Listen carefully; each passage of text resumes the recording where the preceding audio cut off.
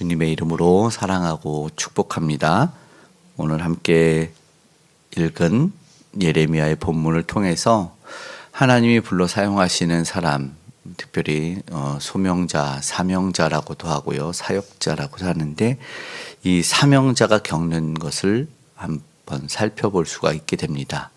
오늘도 우리가 하나님의 일이라고 많은 일들을 행하고 있지만 그러나 그 일을 행할 때 늘 형통함이 뒤따라오지 않을 수가 있습니다.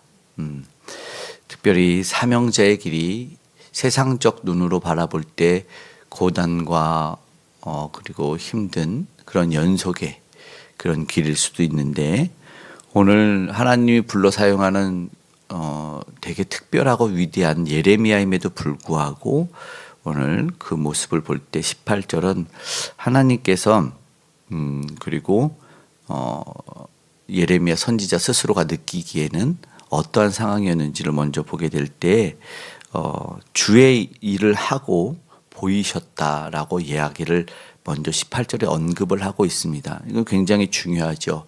하나님과 관계를 맺고 하나님의 말씀을 받아서 사는 것은 굉장히 중요합니다. 얼마나 감사와 평안과 은혜가 넘치겠습니까? 그러나 그 상황 가운데 있을지라도 세상의 위협이 있을 수 있다. 낭만과 어려움이 있을 수 있다. 이것이 먼저 생각해 봐야 될 사명자의 길입니다. 19절에 보니까 선지자 예레미야는 자신을 어떻게 표현합니까? 이렇게 표현합니다. 나는 끌려서 도살당하러 가는 숱한 어린 양과 같이 순한 어린 양과 같으므로 순한 어린 양이라고 표현한 이유는요. 나를 해하려고 꾀하기를 박멸하자. 그러니까는요. 선지자를요 죽이겠다고 합니다. 선지자가 가는 길에 어려움이 왔어요. 그래서 이제 먼저 물어보는 거죠. 하나님이 이거 어찌합니까? 어떻게 하십니까? 이제 선지자는 하나님에게 말할 수밖에 없었어요. 안타까운 상황이 될 것입니다. 세상적으로는요, 예레미야는요, 힘이 없기 때문이에요. 하나님의 말씀만 가졌지 세상적인 권력도 능력도 부도 아무것도 없습니다. 그러니까는 하나님의 일만 잘 감당해온 사람의 입장에서는 이거는 참 대처하기 어려운 시련이 다가온 것이 될 것입니다. 그래요. 사실은 주님의 일을 하다 보면 이런 일이 발생할 수 있어요. 세상적 낙심과 핍박이 올 수 있다는 것이죠. 선지자는 그렇게 표현하는 것을 보면서 사실 우리 예수님도 그런 일을 겪으셨지.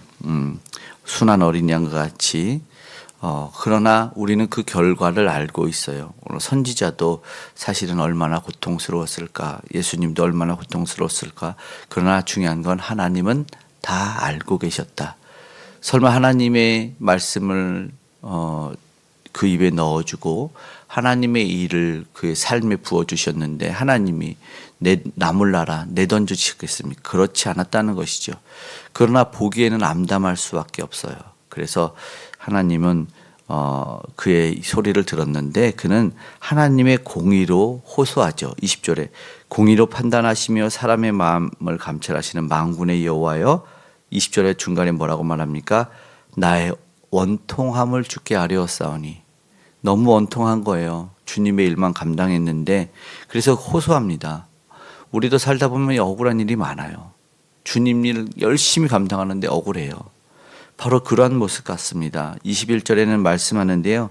자기를 괴롭히는 사람이 나와요. 21절에 여호와께서 이제 말씀을 하는데 아나돗 사람들에 대하여 말씀하시는데 아나돗 사람이 네 생명을 빼앗으려고 찾았어. 그러나 너는 그들에게 예언하지 말라. 사람들은요 예언하지 말라 그랬대요. 아나돗 사람들이. 너 내 손에 죽을 거야. 이렇게 얘기했다는 거예요. 21절에. 그런데 아나돗 사람들이 누굴까요? 예레미야 선지자를 죽이려고 했던 아나돗 사람. 아나돗 사람은요 베냐민 지파예요. 이게 1장 1절에 나와요. 베냐민 지파 아나돗 사람 예레미야에게 하나님의 말씀이 임하니라. 지금 누구죠? 예레미야 고향 사람들인 거예요. 예레미야를 가장 잘 알고 있는 사람들이 너 예언하지 마라. 너 죽여버릴 거야. 이렇게 말해요. 너무나 두렵고 안타까운 일이죠. 고향 사람들에게 선지자가 한 일에 대해서 그냥 예언했을 뿐인데 하지만 아니요. 죽이겠다. 듣기 싫다. 이렇게 말하는 거예요. 예, 사실은 지금도 마찬가지입니다. 바른 말 하면요 듣기 싫어요. 언제든지. 그러니까는 예언이라고 하나님의 말씀이라고 아니에요. 하고 듣고 싶지 않은 거예요. 그냥 평안만 말하라는 것이죠. 그런데 하나님의 뜻이 없는 곳에는 평안이 없어요. 하나님의 뜻이 있는 곳에만 평안이 있습니다. 우리는 그것을 알아야 될 것입니다. 그렇기 때문에 오히려 하나님의 말씀 없는 것이 위기가 위태이고 그런 것입니다. 우리는 하나님 뜻 안에 있어야 될 것입니다. 22절, 23절, 21장 끝나는데 보면은 하나님이 그들에 대해서 가만히 계실까요? 절대 가만히 계시지 않습니다. 22절, 23절에 보면 그들을 벌하시는데 남은 자가 없대요. 벌하는 날에 그들을 해할 해 23절인가는 그들에게 완전한 재앙이 내려서 남은 자가 없을 거다라고 선지자에게 그들의 결국을 이야기하는 것이죠. 하나님의 말씀을 듣고 돌아와서 회개하는 자들은 살겠지만 듣지 않은 자는 하나님의 편에서 하나님의 공의가 작동해서 선지자하고도 상관이 없이 그리고 선지자에게 이 말씀을 주시는 것 자체가 위로입니다. 너가 하지 않아도 된다. 걱정 말아라 라는 뜻이겠죠. 그렇다면 사명자의 길은요. 이런 어려움이 올 수도 있고 두 번째는 뭐냐면 이해가 되지 않는다는 겁니다. 이해가 다 되면 그거를 누구나 다 할 수 있는 일이 되겠죠. 그러나 보면 이해가 되지. 1절에 뭐라고 말하냐면 이게요. 반역한 형통하며 질문합니다. 예.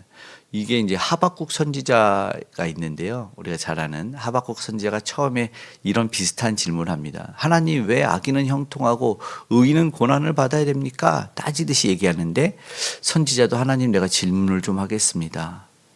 1절에 보니까 왜 악한 자의 길이 형통하며 반역한 자가 평안하다 하는 게 무슨 이유입니까? 라는 질문이에요. 이게 이해되지 않죠. 네, 이해가 안 되는 거예요. 그래서 두 번째로 어쩌면 하나님께 묻고 있는 것이 됩니다. 하나님이 근데 문제가 아니라 뭐가 문제입니까? 자신이 살고 있는 세상이 이해가 되지 않는 거예요. 그래서 말하는 거죠. 그때 원망이 나오고 불평이 나올 수가 있죠. 선지자는요 오로지 누구에게만요 하나님에게만 도움을 구하고 있어요. 근데 이게 너무 잘하는 거죠. 당연히 하나님에게만 말할 수밖에 없죠. 불평이 안 나올 수도 없어요. 그러나 너무 잘하고 하나님을 의뢰하는 것.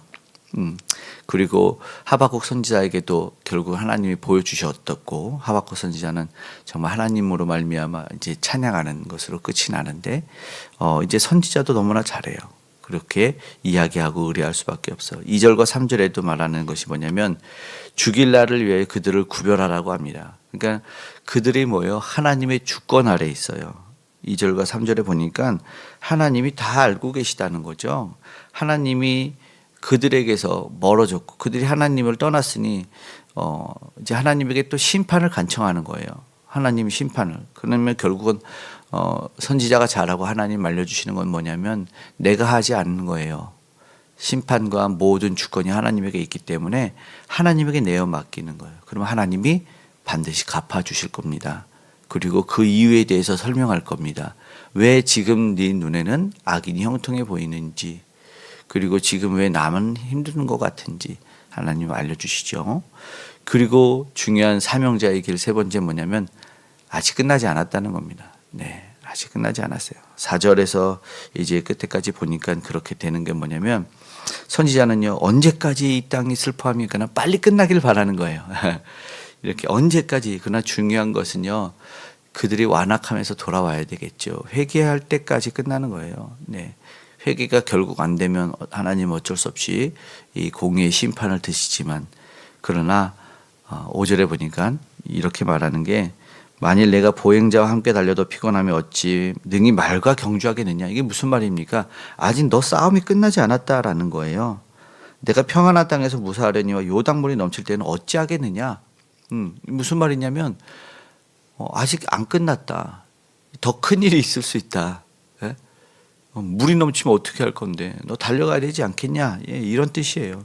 이제 하나님 입장에서는 시작이에요. 예, 나는요 빨리 끝났으면 좋겠는데 이제 하나님은 이제 첫 단추 낀 거일 수 있습니다. 그래서 이게 사명자의 길이에요. 이게 하나님의 일일 수 있어요.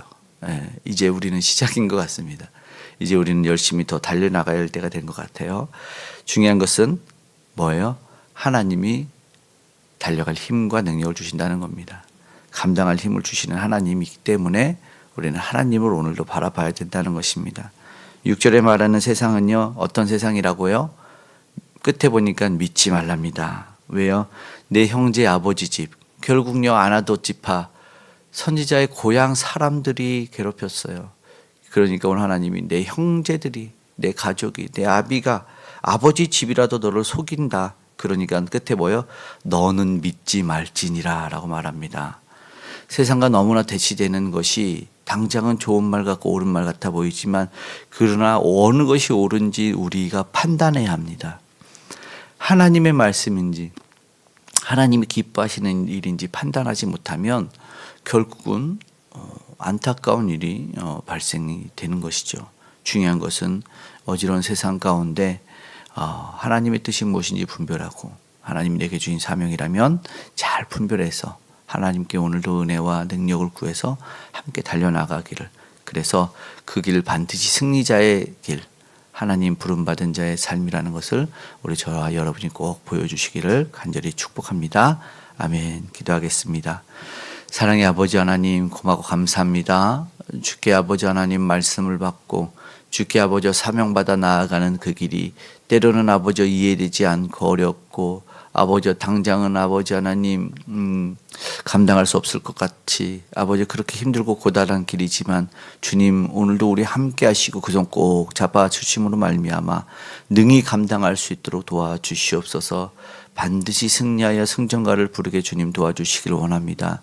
예수 그리스도의 이름으로 승리케 하시고 예수 그리스도 이름 모르는 이들에게는 그 이름이 오늘도 전파되고 전달되어서 함께 승리를 누리는 자들이 오늘도 한 명 한 명이라도 더 많아지기를, 그 구원받은 백성의 수가 많아지기를 주여 도와주시옵소서. 특별히 그러한 선교사님들, 복음을 전하는 모든 자들과 함께하여 주시기를 원합니다. 주님 내 가운데 이 나라 민족을 기억해 주시고 위정자들이 하나님을 두려워 경외케 하여 주시고 아버지 죄와 악에서 떠나가는 아버지 민족으로 선교왕국으로 서가게 하여 주시고 북녘의 우상은 무너져 아름다운 통일이 일어날 수 있도록 도와주시옵소서. 성탄의 계절 우리 주님 오심이 기뻐함이 아버지 만방에 아버지 알려지길 원합니다. 하늘의 영광 땅에는 평화가 그 어느 누구도 제외되지 않고 전달될 수 있도록 주님 은총 내려 주시옵소서. 특별히 귀한 영혼 다음 세대가 그 주님을 맞아들이며 기뻐하길 원합니다. 세상의 산타와 같은 아버지 하나님 내게 좋은 것 기쁜 것 주는 것이 아니라 참된 영혼의 만족을 주며 위로를 주며 영원한 생명의 삶으로 인도하실 우리 예수를 아버지 우리 모두가 받아들일 수 있도록 역사하여 주시옵소서. 오늘 우리의 삶에 동행하시고 추운 날씨에 건강 잃지 않도록 주의 사랑하는 백성들 꼭 지켜 보호해 주시고 그 가정 가운데 그 삶의 현장 가운데 하나님 도와주심으로 말미암아 모든 어려운 문제들이 떠나갈 수 있도록 주님이 꼭 함께하여 주시옵소서. 가지고 나온 모든 기도의 제목에도 응답하실 줄 믿고 감사드리며 고마우신 예수님의 이름으로 기도드리옵나이다. 아멘.